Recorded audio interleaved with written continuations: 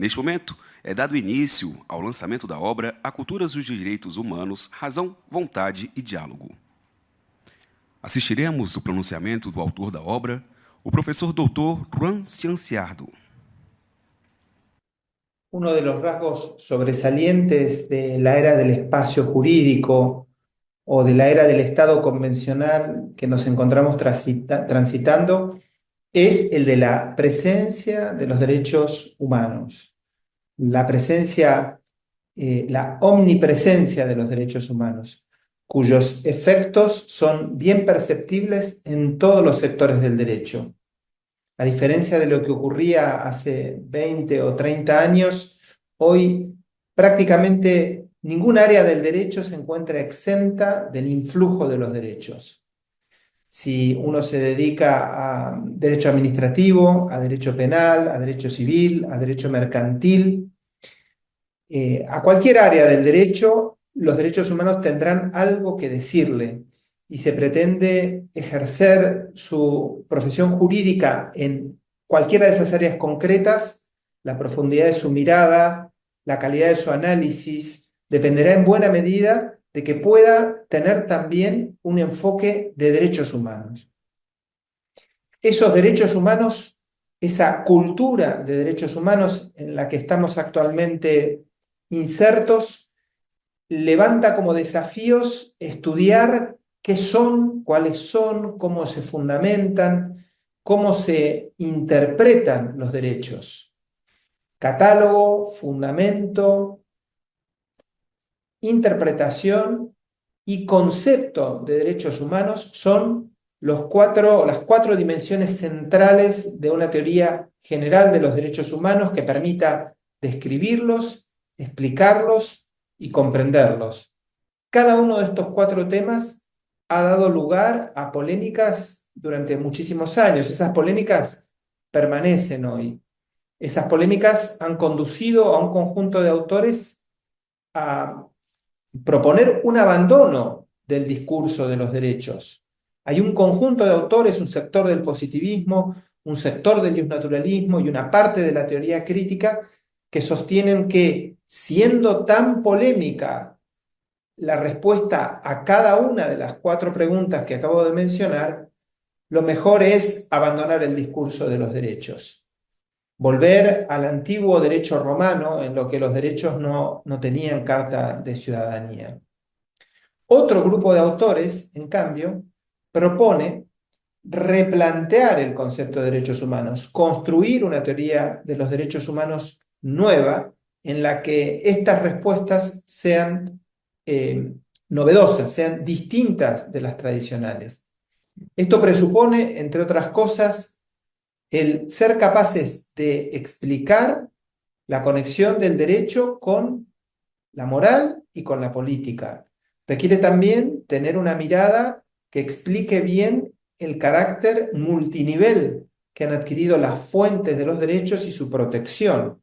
Nosotros, cuando tenemos un problema de derechos humanos, buscamos soluciones no solamente en normas de naturaleza local, sino también en normas del sistema regional de protección de los derechos humanos, en nuestro caso el sistema interamericano, y normas del sistema universal, normas de Naciones Unidas. Y asimismo, la protección de esos derechos es una protección que no se agota en sede local, sino que también hay una protección regional, en nuestro caso en la Comisión Interamericana de Derechos Humanos y en la Corte Interamericana de Derechos Humanos, y universal en el sistema de comités de Naciones Unidas.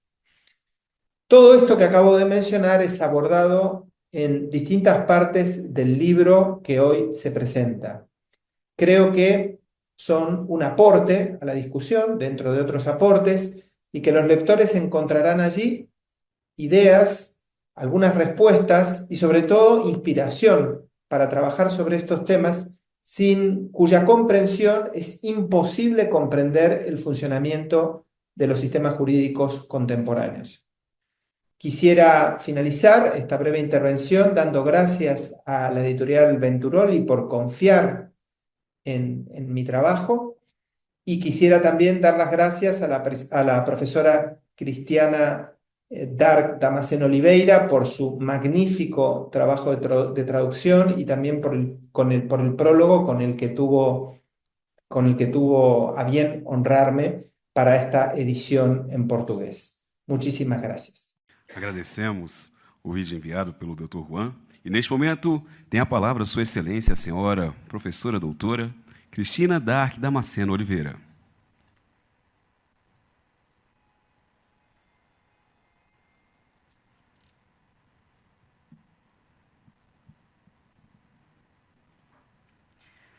Boa noite a todas as pessoas presentes nesse momento.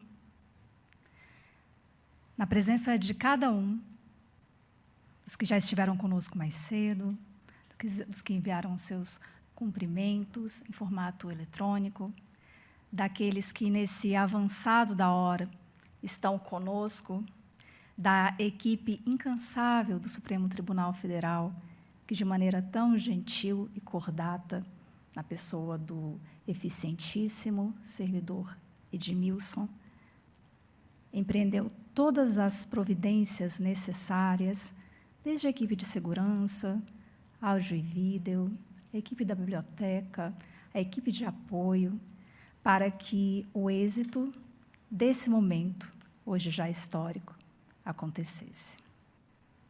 Eu endereço a todas e todos, em igual medida, meu agradecimento entusiasmado, renovando os registros de que cada momento, cada passo, cada transbordo de entusiasmo e de energia, seja na realidade da vida, seja por meio de esforços acadêmicos, produz ou tem o potencial de produzir verdadeiramente cenários de dignidade diferentes. Sintam-se todos cumprimentados e devidamente abraçados. E eu inicio com a minha autodescrição. Eu sou uma mulher de olhos castanhos, amendoados, cabelos médios, na altura dos ombros, loiros, pele não tão clara como a neve, lábios não tão vermelhos quanto o sangue, resultado de uma miscigenação cultural de indígenas, nativos de aldeias incrustadas na floresta, pretos, nordestinos, ribeirinhos, caboclos, migrantes de outros países, tendo como fator central, sempre comunicante, o amor. Eu visto um terno vermelho, calço sapatos pretos, e permitam-me arrefecer um pouco o protocolo nesta fala que se destina a juristas, mas também a um público extremamente heterogêneo. Eu principio com uma acolhida carinhosa a todas e todos e rendo graças a Deus, Pai de bondade, pela vida e pela data de hoje, em que nos reunimos em dia de festa. Essas palavras de descortino não têm cunho restritivo ou polarizado, sob perspectiva religiosa. Direcionam-se lá do outro, há um sentir ecumênico de acolhimento a todas e todos que estão aqui, religiosos ou não, naquilo que lhes faz sentido, que lhes fortalece, que lhes orienta. Especificamente em meu viver, a atribuição de toda a honra e toda a glória ao Criador, sobretudo em uma memorável ocasião como esta quinta-feira, desde os momentos iniciais do ato, comunica sobre a trajetória que precede e a que se desenvolve, sobre aquilo que parece substancial. Diz acerca de raízes, sobre a saúde e a fortaleza das árvores, sobre o vício da existência. Embora a concepção de um ser superior varie em diferentes culturas, contextos, em múltiplas vertentes merecedoras de respeito e acolhimento, afigura-se um ponto comum, amplamente acolhida a existência de famílias, como basilar para o cultivo do eixo do equilíbrio. À lupa de análise, de modo afetivo-biológico, todos nós temos um itinerário familiar. Sejam os familiares que estão presentes ainda no nosso convívio ou os que já se deitaram no descanso junto aos seus pais e nossos ancestrais, os de cada um de nós. Pessoas que lembramos com afeto e gratidão, seres que não morrem, entardecem, tingem de nuvens os cabelos e viram pôr do sol. Como suavemente registra um trecho de autoria atribuída a Marcos Lued. E, nesse ponto, eu homenageio a cada um dos familiares, os de sangue, os afetivos, tanto próprios como os de todos e todas que nos acompanham neste momento. Eu agradeço imensamente a saudação fantástica realizada pelo professor, doutor Juan Cianciardo, assim como a correspondente confiança a esse desafio de proporções hercúleas. Agradeço também, uma vez mais, a prestimosa equipe do Supremo Tribunal Federal, além de Edmilson, também na pessoa de Lucas, que tão gentilmente me acolheu, de Carol. E passo, feito esse panorama inicial de saudações, a um cerne panorâmico dessa obra maravilhosa que nós temos o prazer e a honra de apresentar hoje. O tilintar de ideias desafiadoras sempre fascinou a humanidade. Quando o âmago da análise reside na pujante temática dos direitos humanos, tanto mais se entremostra tal horizonte, ante os transversais impactos que o tema promove na seara teórica, mas, sobretudo, na seara prática. E é isso que eu acredito que traz a cada um de vocês aqui hoje, com a possibilidade de, embora pareça um tema já tratado a miúde, frequentemente, indagar-se. E o que será que pode ter de diferente nessa nova possibilidade de debate e articulação trazida na data de hoje nessa Casa de Justiça? Os direitos humanos, sobretudo nas últimas décadas, têm apresentado em crescente e em larga medida o caráter de ubiquidade, de omnipresença. É dizer, nas mais diversas esferas do direito, essa característica já sublinhada por Cianciardo de estarem presentes para uma argumentação qualificada, para o melhoramento da performance do profissional do direito. E compreender e aplicar as diferentes nuances, os diferentes instrumentos afetos aos direitos humanos, torna-se uma tarefa menos árdua quando há o anteparo de uma teoria geral dos direitos humanos que seja robusta e, ao mesmo tempo, inteligível.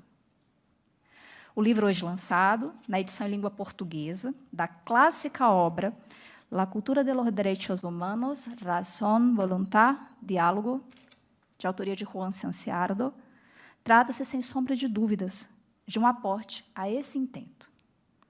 Não é demasiado afirmar Cianciardo é uma referência mundial, sendo reputado como um dos grandes expoentes da teoria geral dos direitos humanos e da filosofia do direito na atualidade, com reconhecimento e respeitabilidade elevados pelo rigor técnico e profundidade de sua produção intelectual.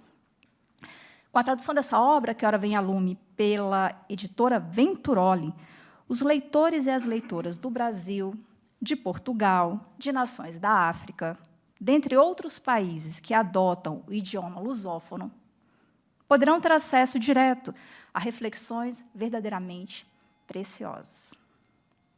Estruturado em 10 capítulos, o livro realiza um sagaz exame da superação da perspectiva tradicional quanto aos direitos humanos, com relevo a instigantes e distintos desdobramentos concretos do cenário, inclusive sob o enfoque da projeção internacional, do reconhecimento e da proteção de direitos em uma escala multinível.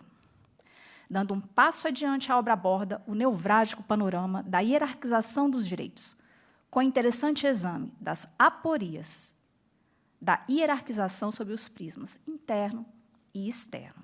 Como um dos pontos altos, o livro debruça-se, então, sobre os delicados temas da proporcionalidade na lei e da razoabilidade da interpretação da lei, com interessante enfoque acerca da doutrina de duplo efeito. Para o Einstein, a mente que se abre a uma nova ideia jamais voltará ao seu tamanho original. Juan Cianciardo, neste livro primoroso e medular, entrega isso e muito mais. A cada pessoa que tiver a aventura de se deparar com as páginas fragrantes e estimulantes deste livro, eu tenho a certeza de uma inquietante e benfazeja leitura. A obra consiste, assim, em uma leitura essencial para pessoas que se ativam na magistratura, no Ministério Público, na advocacia privada e na advocacia pública, na academia e no magistério, assim como para estudantes de graduação e pós-graduação, além de pessoas candidatas a concursos públicos. Em uma das versões, em português, do clássico Robinson Crusoe, a primeira de uma sequência de aventuras que celebrizaram o romancista inglês tão conhecido de todos nós, eu li certa vez que a tradução é a atividade intelectual que exige um equilíbrio fino, sutil, complexo, entre rigor e ousadia. Na fuga responsável em relação à literalidade. Na área jurídica, de um modo maximizado, esse mistério, essa tarefa, agrega desafios interessantes a tal equilíbrio, de modo a manter, de um lado, a marca do estilo originário, e, de outro, a inteligibilidade de conceitos, quando não há correspondência entre diferentes sistemas e países, ao que se aliam as construções frasais próprias de cada língua, na perspectiva de aproximar o cenário para a compreensão dos leitores e das leitoras, tudo cautelosamente pensado para que a experiência com esse clássico seja a mais agradável, a mais enriquecedora e a mais útil possível. Sempre em um fino diálogo com o autor. Mas, além de técnico, esse é um livro mesmo emocionante. E nós esperamos, com essa obra lançada na data de hoje, aportar um debate ainda mais qualificado e contribuir, no âmbito das cortes constitucionais de idioma português, a exemplo do nosso Supremo Tribunal Federal, em que a obra foi tão bem acolhida, ao mesmo tempo em que promover, por meio das ferramentas e estratégias incertas nesse livro, uma contribuição cada vez mais transformadora da condição de subcidadania e de fortalecimento de um projeto civilizacional que ainda seja visto em vida por todos nós. Com a efetivação desses direitos humanos no plano da realidade concreta da vida das pessoas. Viabilizar a introdução ao público lusófono deste clássico da Teoria Geral dos Direitos Humanos é uma responsabilidade, mas também é uma honra. O próprio processo de nascimento dessa obra no idioma português revela um denodo concreto e efetivo com a prática dos direitos humanos, do diálogo, da democratização. Sendo uma referência mundial, Cianciardo, e podendo escolher quaisquer de seus pares e colegas acadêmicos de Portugal, por exemplo, na Europa onde ele vive, para o desafio de nascimento da obra no idioma português, decidiu convidar uma pessoa pesquisadora latino-americana, do denominado Terceiro Mundo, do Brasil. E foi além. Na sua ampla rede acadêmica, optou por convidar alguém da região norte. E da região norte, alguém do Acre, de onde nada bom se espera. No Acre, podendo escolher alguém que se instalou no Estado a partir de grandes centros, escolheu, no transbordo para a tradução de sua obra-prima, o olhar e as mãos de quem nasceu, vive e trabalha na Amazônia Profunda, a partir de um pequeno município, e que vem dos ribeirinhos. E mulher. E mulher. Eu venho de um pequeno município, de origem indígena, no interior da região amazônica, no estado do Acre, chamado Tarauacá. Significa Rio dos Paus ou Rio das Tronqueiras. Das ruas de terra, dos rios que são nossas estradas, dos telhados de zinco, das escolas públicas. E estar hoje aqui, no Supremo Tribunal Federal, a realizar o lançamento de obra jurídica, representa um sonho. Essa noite de quinta-feira, já no ocaso do ano de 2024, diz sobre sonhos impossíveis. amplamente impossíveis.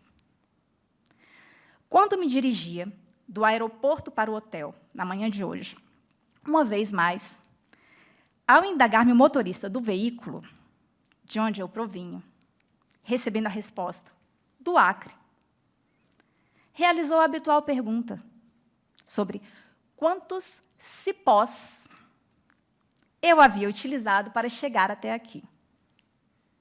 Eu não estava trajada assim, com a nossa beca dos juristas, não é? A indicar que alguém que vem do Acre não pode fazer algo que não seja pular de cipó em cipó. E completou, perguntando se eu faria alguma apresentação cultural ou de dança na capital federal. Até teria habilidades de dança para fazê-lo, mas não é o caso hoje. E, como de praxe, em contextos parecidos, congêneres, eu respondi com um sereno sorriso, acrescentando que participaria de uma festa, uma celebração do conhecimento, um momento festivo, distinto, diferente daquele pensado, mas que demonstra a abertura permanente desta alta casa de justiça, deste espaço do saber, desta corte, o Supremo Tribunal Federal, para incorporar o diverso. Eu tenho a responsabilidade de ser a primeira, ao que se sabe, mas, sobretudo, de não ser a última mulher, magistrada, que nasceu, vive e trabalha em pequenos municípios da Amazônia Profunda, a chegar até aqui. Sob o pretexto de procurar mostrar simpatia, portanto, acredito que não era o objetivo ofensivo, né? Talvez uma piada para iniciar uma conversa, essa pergunta habitual revela uma visão estereotipada, que já esteve também conhecido o dicionário brasileiro. Hoje eu andava pela biblioteca, belíssima, tantos dicionários antigos, nós temos um importante dicionário brasileiro que realiza o liame entre ir para o Acre e morrer, como significado, coisas sinônimas. Esse exemplo da manhã de hoje, que é apenas ilustrativo, e é apenas um deles, eles são habituais, esses acontecimentos. Como tenho registrado em outras falas e espaços em que tenho tido a oportunidade de articulação, reforça a necessidade do convite cotidiano, ora robustecido nesse primoroso livro de Juan Cianciardo, cujo democrático acesso ocorre ao público em português nesta data. Do diálogo, do encontro, da eliminação de perspectivas solipicistas, radicais, e, sobretudo, do acolhimento e da prática concreta dos direitos humanos, com olhar situado, mais do que em repositórios formais, somente consagrados em grandes instrumentos. Aproxima-se, em 2028, o aniversário de 80 anos da Declaração Universal dos Direitos Humanos. É um grande marco importante. Essa declaração ela foi adotada em 10 de dezembro de 1948. Portanto, agora, em dezembro, nós estamos comemorando o aniversário, e daqui a pouco, em 2028, então, esses 80 anos. E essa data é tida, por essa razão, como o Dia Internacional dos Direitos Humanos.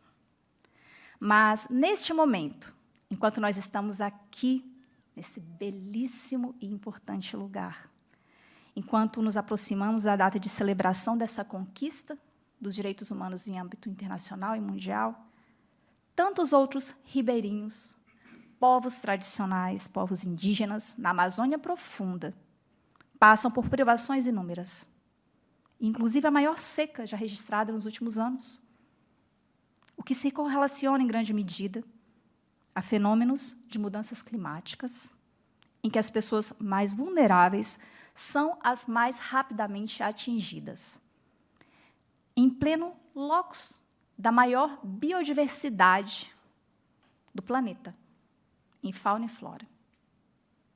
Mas há também muitos outros desafios, eu poderia enumerá-los por dias sem fim, em sequência. Estudo realizado pelo Unicef, divulgado em setembro de 2019, com base em indicadores sociais, revela que as crianças que nascem na Amazônia, como eu, como você, enfrentam desafios adicionais quanto àquelas de outros pontos do território nacional, com maior risco de morte antes de atingido 1 ano de idade e ainda maior probabilidade de sequer completar o ensino fundamental. Como se vê, nem sempre bastam a dedicação e o estudo.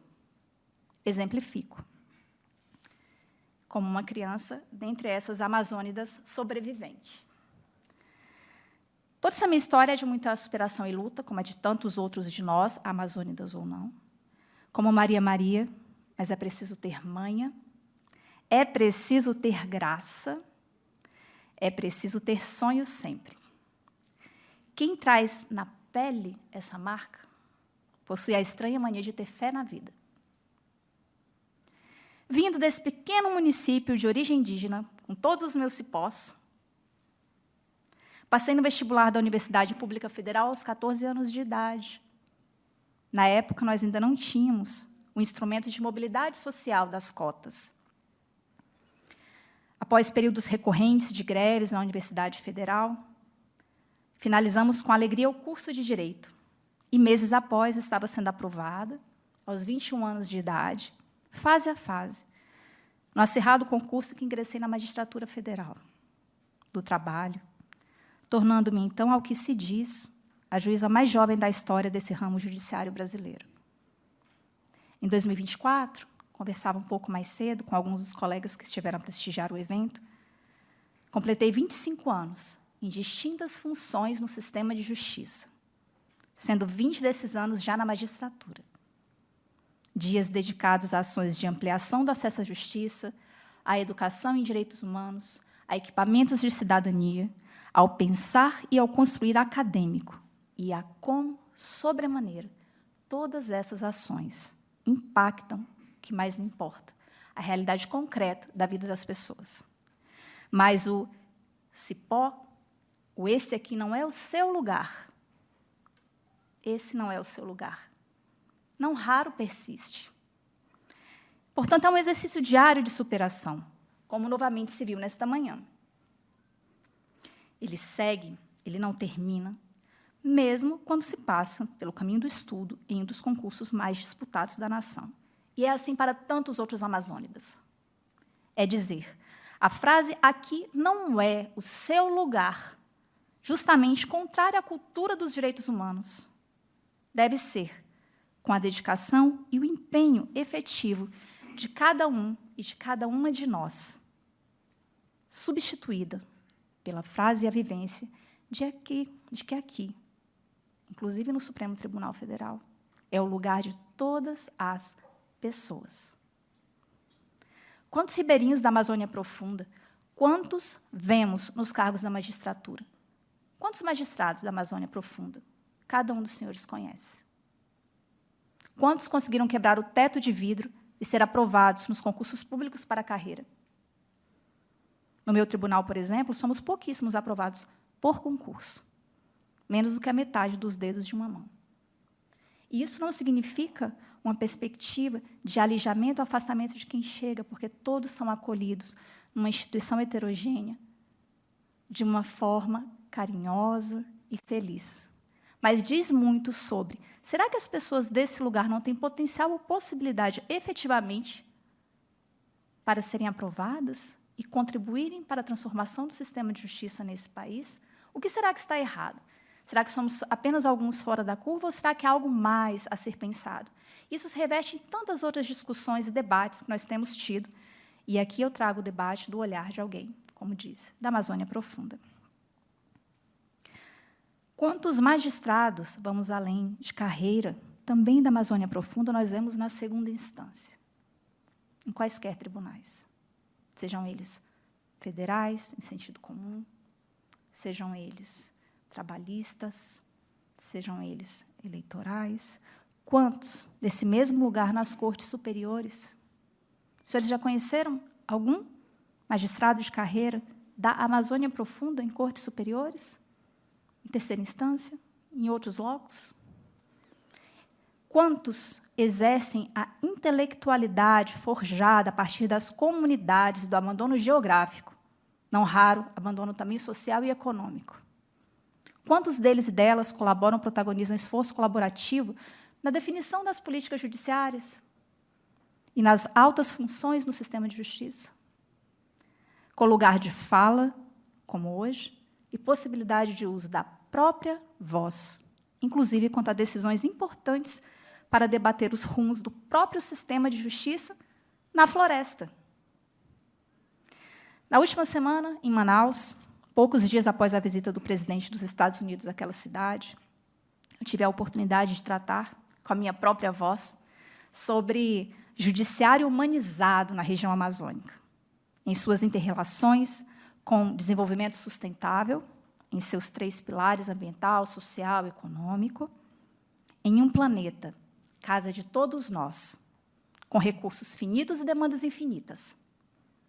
O evento, que contou com diversos juristas amazônidas e de diversos pontos também do país, promoveu debates situados e multidisciplinares sobre questões pujantes no colóquio sobre justiça, clima e sustentabilidade, evento promovido pela Academia Brasileira de Direito do Trabalho, na qual eu tenho a honra de ser membro desde o ano de 2021. Essas oportunidades, todavia, ainda são muito raras, infelizmente. E nós não somos uma curiosidade excêntrica. Os acreanos existem, os amazônidas seguem, perseverantes. Somos pessoas capacitadas e absolutamente comprometidas. E hoje, o Supremo Tribunal Federal, desse espaço, nessa festa do saber, e não dancei até agora e nem dançarei, Lucas, pelo cerimonial, reforça uma pedra histórica, mais um tijolo indelével nesse caminhar. Nas pessoas de cada um deles e de vocês que nos prestigiam aqui nesse momento, eu homenageio os meus ancestrais e as populações de ribeirinhos, caboclos, seringueiros, indígenas, nordestinos, pretos, migrantes, vindos de outros países rurais e urbanos. Uma oferenda de energia. Minhas vitórias e êxitos não são individuais. As nossas conquistas são sempre coletivas. Que sejamos presentes, constantes, estruturantes. E se alguém da floresta amazônica, dos rios e ruas de terra, consegue chegar aqui, nesse lugar esplendoroso, que é o STF, ao lado de Edmilson, Lucas e Carol, e tantos outros, usem suas asas, sonhem, persistam e, sobretudo, contem com o nosso apoio na academia, na jurisdição e generosidade humana de seres da existência terrena para também conquistar os seus objetivos. Afinal, como diria Quintana, se as coisas são inatingíveis, ora, não é motivo para não querê-las. Que tristes os caminhos se não fora a presença distante das estrelas. Muito, muito obrigada.